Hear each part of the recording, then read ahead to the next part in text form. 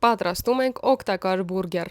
Երկու բուրգերի համար մեզ պետք է 250 գրամ կատնաշոր, 150 գրամ ալյուր, մի փոքր փխրեցուցիչ և 2 հատ ձու։ Ամբողջը լավ խառնում ենք, բաժանում ենք երկու մասի, վրան քսում ենք ձվի դեղնուց և քունջուտ։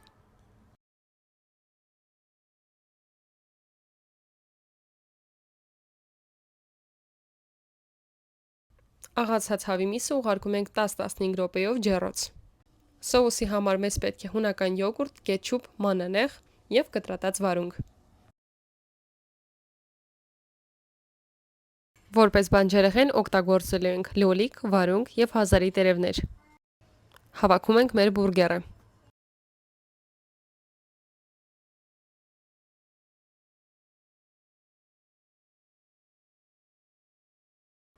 Այսպիսի տեսք ունի մեր դիետիկ բուրգերը, որը ոչ միայն շատ համեղ է, այլ նաև շատ օգտակար։